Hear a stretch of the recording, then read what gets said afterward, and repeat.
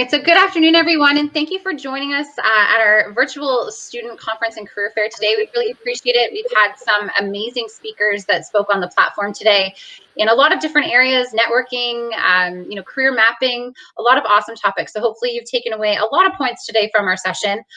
We're going to do something a little bit different to end the event today. So I am joined by some amazing recruiting professionals in the Greater Toronto area, some from some top companies.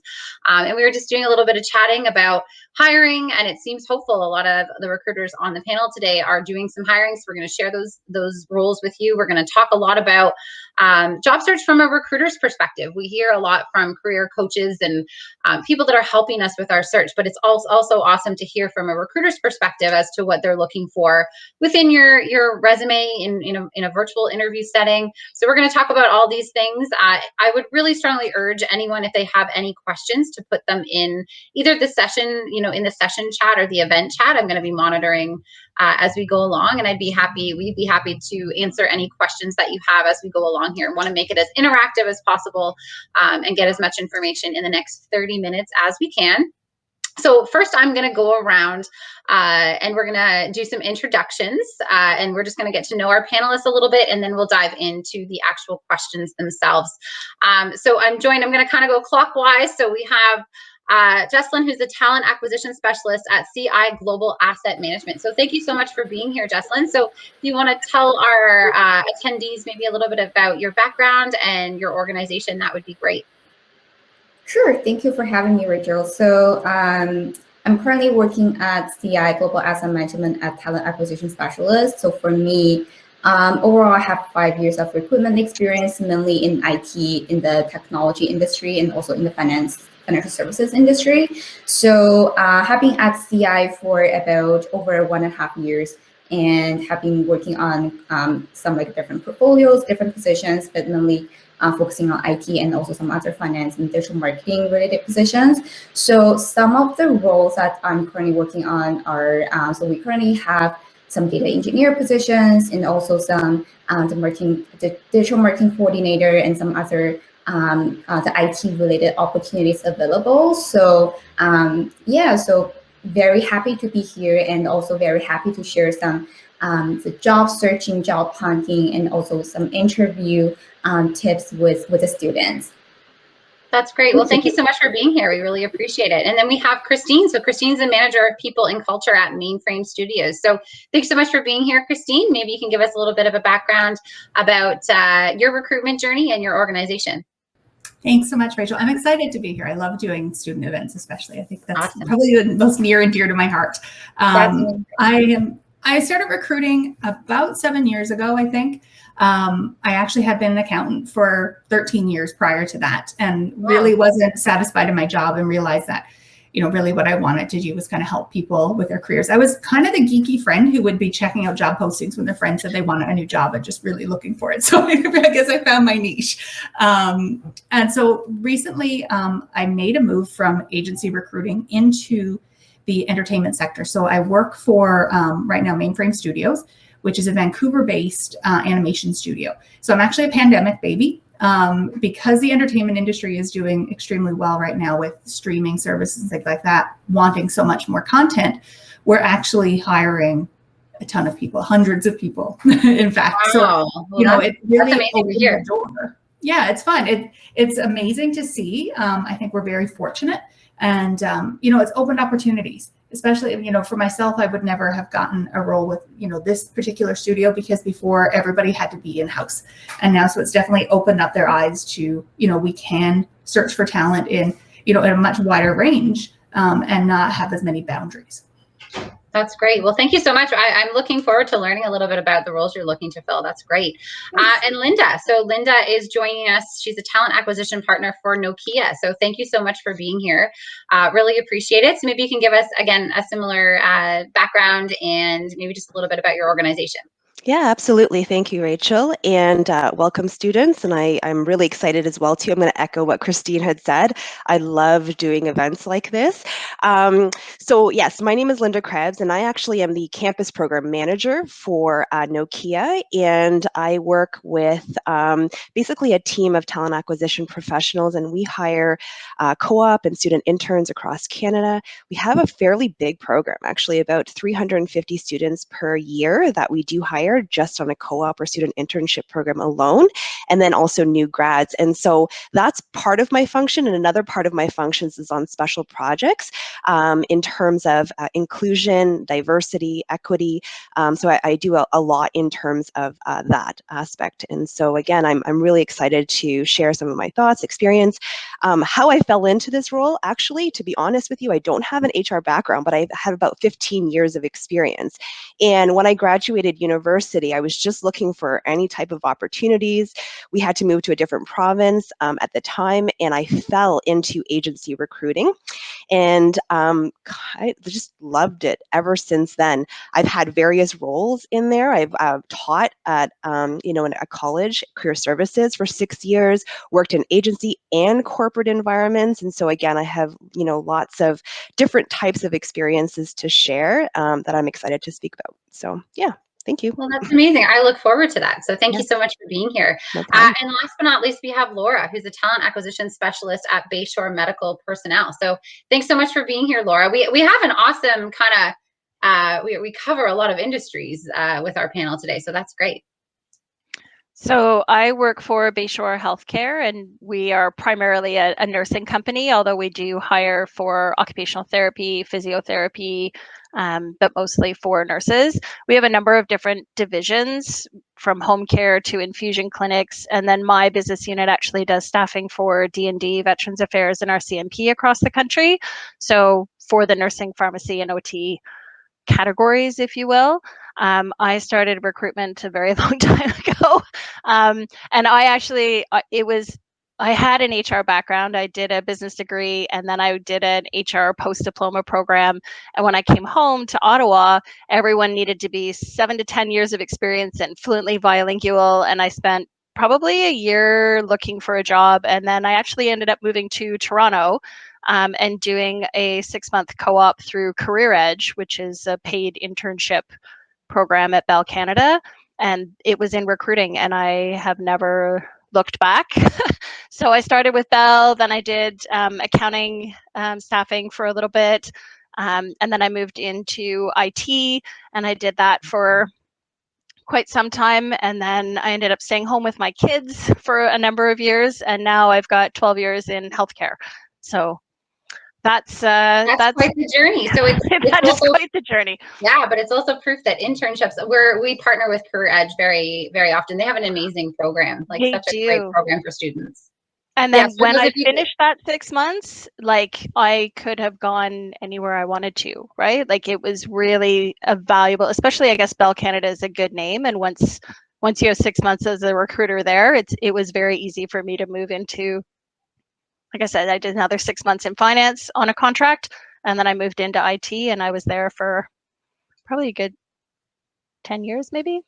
That's great. That's great. So for those of you that don't know, maybe students aren't familiar, but Career Edge is it's a government-funded program that does help provide people, Laura's used it for internships. So internships obviously are an amazing way to gain experience, to get your foot in the door, and they help with that. They help facilitate that. So again, it's Career Edge, and such an amazing tool for students. So thank you all for the introductions. As I said, I'm really happy about the diverse, industries that everyone comes from. We've got healthcare, we've got technology, we've got finance. So really excited about that today.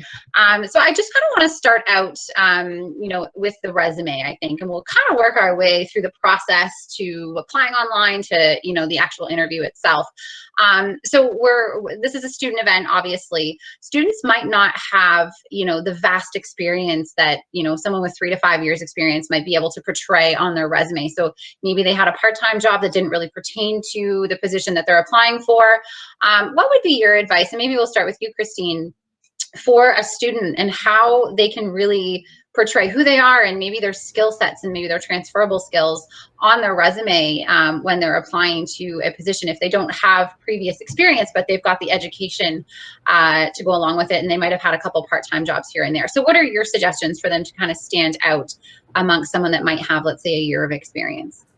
I think you need to think about, look at the jobs that you're applying for and look at those transferable skills. You could have worked at, let's say, Dairy Queen, and you were a shift lead. So you had to manage you had to do cash.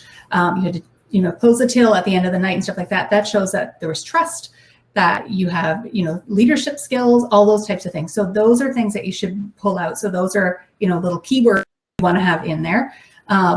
And those are kind of from your part-time jobs. But when you were in your programs at school, a lot of times you would have had different projects that you worked on. So those are things that you can talk about and draw on. You might have had conflict within a group. How did you resolve that? Different things that you can highlight. You've got space. You're not like someone that has 10 years of work experience. You've got space on the page to add in, leader on group project, things like that can be transferred into teamwork skills, leadership, anything that might be transferable into the real world.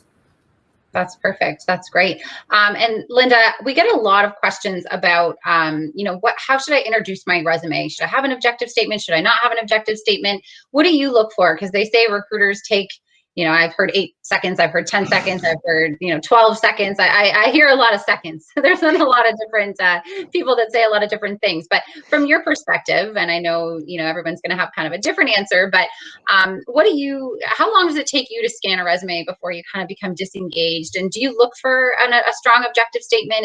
Does it matter if it's there or not? Do you skip right to the work experience? So maybe you can talk to our audience a little bit about what your process is when you're scanning through resumes, because I'm sure you get hundreds of them. Yeah, I mean, I've looked at thousands and thousands of resumes upon 15 years of recruiting experience, right? And so it does take me, roughly anywhere from 10 to 15 seconds, I would say on average, to scan a resume.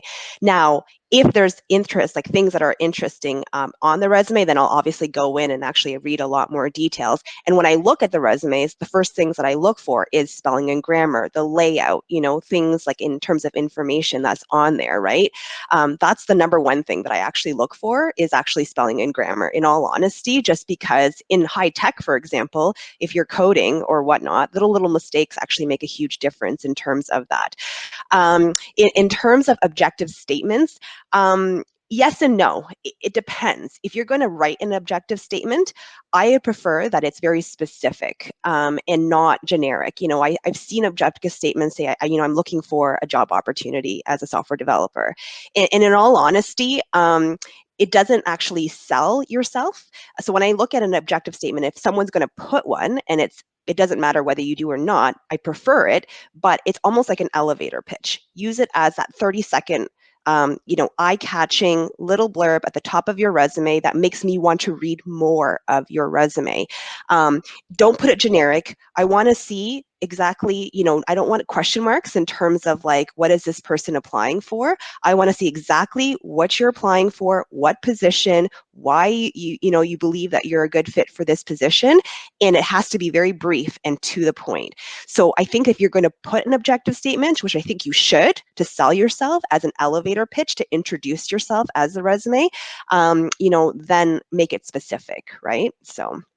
Yeah, no, that's very good advice. I kind of want to keep going because you guys are giving some amazing advice for students. So Jeslyn, maybe is there anything that you want to add to, when you're looking at resumes, you're coming from, a finance, tech kind of background, and what are you looking for? Like what stands out to you and what makes a really good resume from an applicant?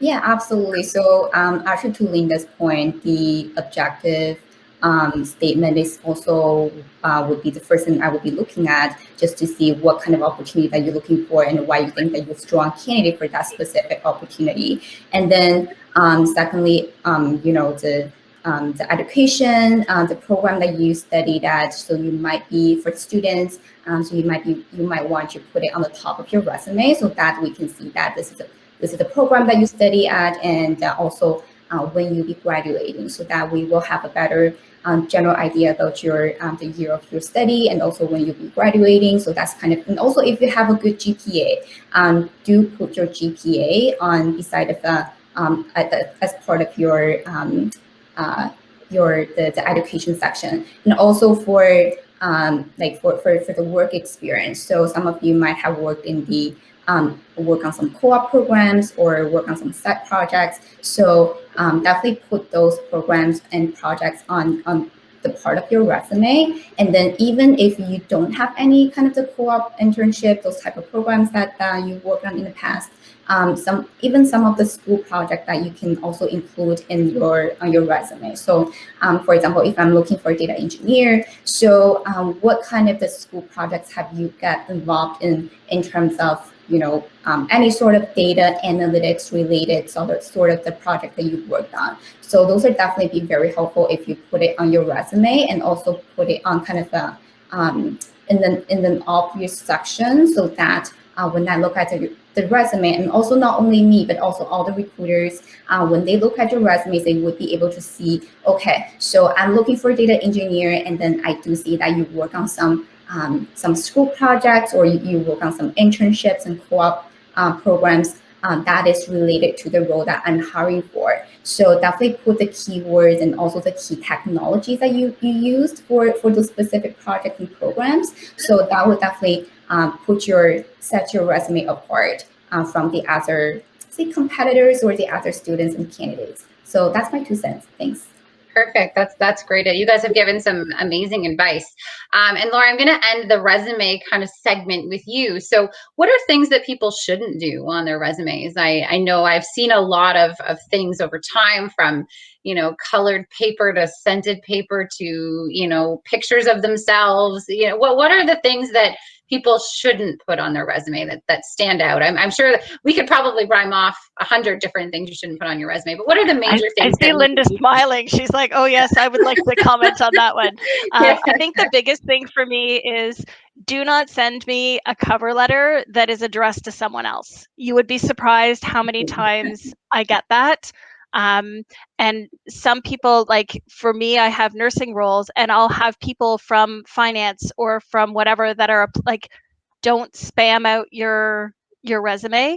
I think that everyone on the panel had good ideas about what to put on. And I think Linda said, she will screen out based on spelling and grammar. It's true. Like, don't send me a resume that is full of spelling mistakes. It should be neatly formatted, so that it's easy to read. I personally prefer, like, especially for students, like, don't write me a paragraph of what you've done. I like bullet points that are concise, and then your interview is the opportunity for you to tell the story about that, but you've got to hook them in the resume with, a project or a co-op or a skill that you have to say, I increase this, decrease this, like whatever concrete pieces you can put in your resume. I guess that's a should, not a should not, but make sure that you are not writing paragraphs of things. It should be clear, concise, well laid out, spelled properly, and don't address it to someone that it's not going to. I see that a lot. And I do see hiring, sometimes they don't know your name. So it's hiring manager, which is obviously appropriate if you have no idea if you're applying online, kind of thing. But yeah, I've seen that a lot. Use LinkedIn. Like, yes, there are so many, like for Linda, she's out there. If you want to go and get a co-op at Nokia,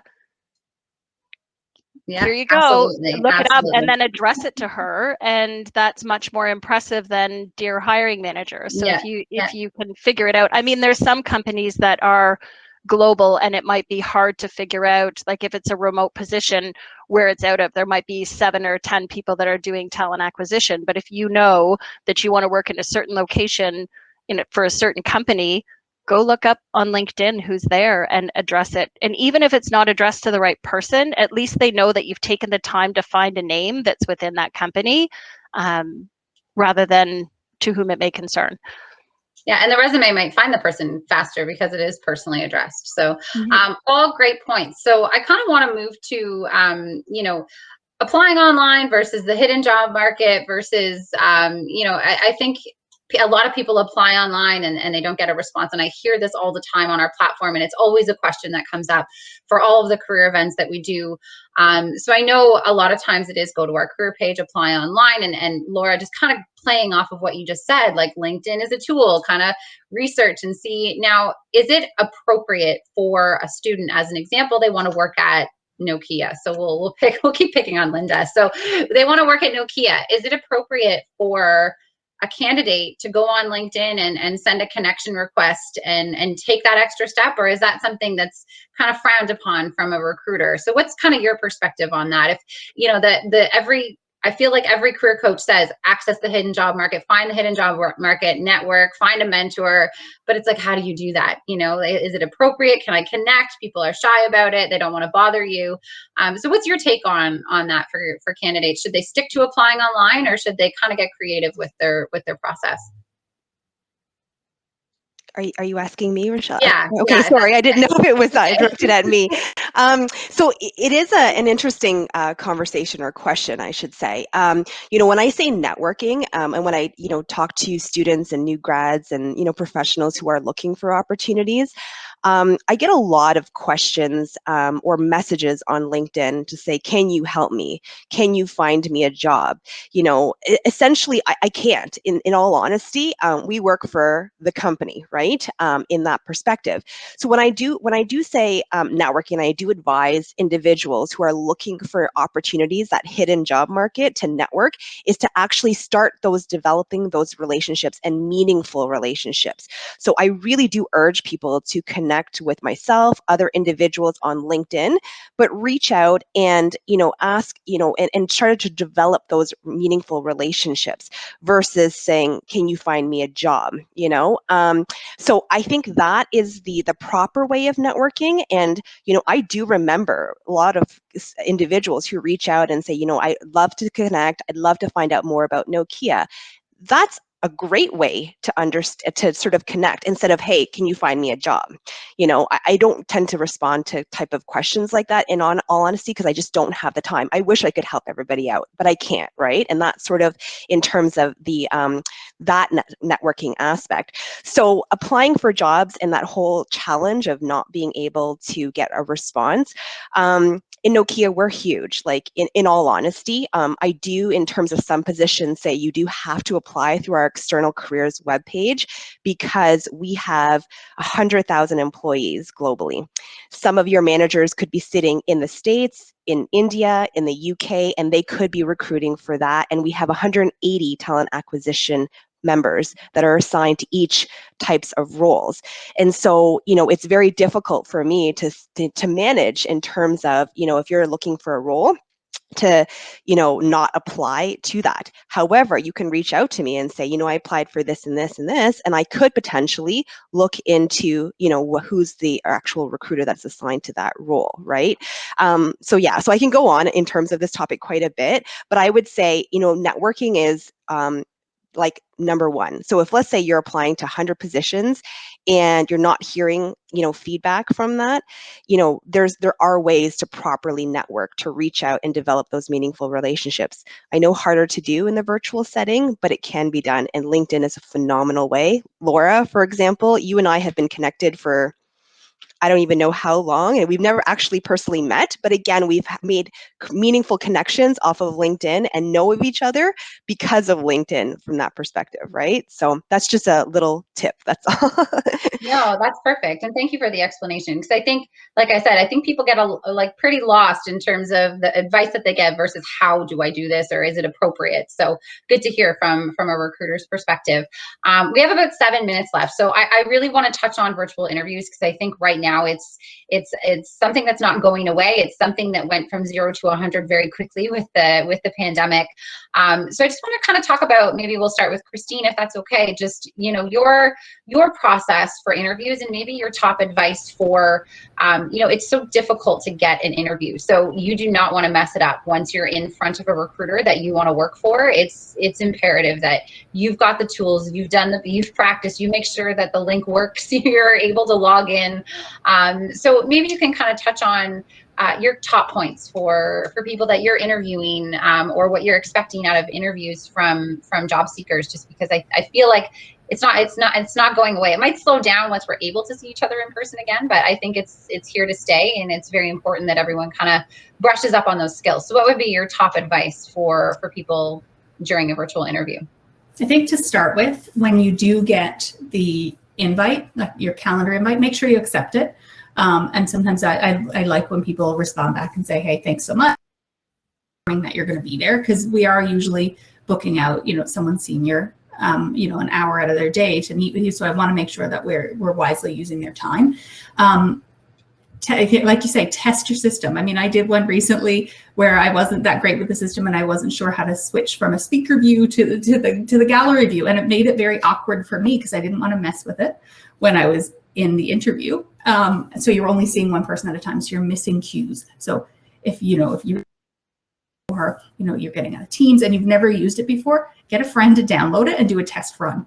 Make sure you know how to do it. If your background is not something that you want, figure out how to do the filters and blur your background so you feel comfortable. Still present yourself the same way you would as if you're in person. You're still you dress the same way as you would if you were walking into an interview. You're going to feel better, and it's going to look like you're coming across as more, professional, especially if you're going into, finance roles and that. It is a little bit more, corporate. So make sure you're ready for the interview that way, and still do your research on seeing who you're going to be meeting. It's always good, like do that little bit of LinkedIn stalking and see who's going to be in there. If you're lucky enough on the calendar invite, if they don't tell you who's there, you can see the guest list. So you can just at least know who's there and just be prepared with any questions you might have for them specifically. Yeah, no, that's amazing advice. And I always share, I shared at the beginning with the opening remarks. I had a speaker that spoke, and I continue to look at the screen, looking at you or at myself, and I should be looking at the camera. So that was something I quickly learned. And the speaker had mentioned to put a sticky note, like the brightest color you can find, so that your eye always goes to the camera, because then it feels like you're making eye contact with the person on the other side. So that was something that I kind of picked up over the course of doing our virtual events and stuff, because it takes a lot of practice, that's for sure. Jeslyn, do you have anything? I also say it's also hard to not look at yourself. Yes, 100%. It's not setting like we're in today, we can't turn that off. But if you're in Zoom or in other ones, you can turn off your self view.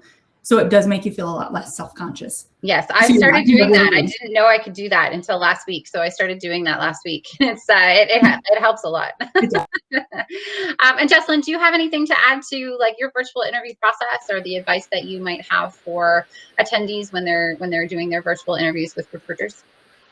Yeah, I would say definitely, if you were getting the calendar invite directly from the recruiter, maybe just send a response, or just as Christine mentioned, that accept the interview, so that from my side as a recruiter, we'll be able to see that you accepted the interview. That's kind of a confirmation.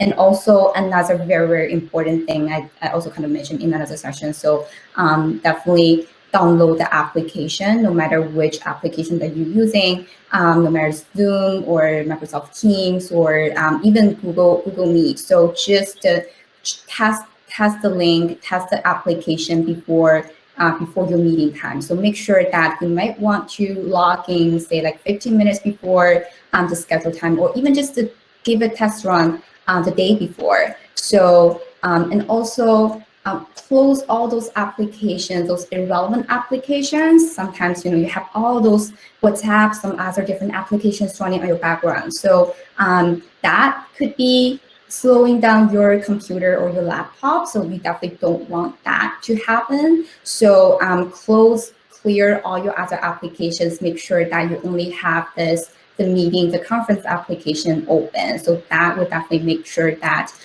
your camera or your network, your connection is, the meeting's running smoothly. So, and then also maybe pay attention to the lightning, and also the eye contact is definitely very important. And sometimes I would say, if you really want to know more insights about the interview or some other different, like, it's sometimes it wouldn't hurt if you just reach out to the recruiter before, maybe just ask quick questions. So is there anything I should be I should be preparing for, or anything that I should be aware of. So just in that way, you got a general idea about what will be.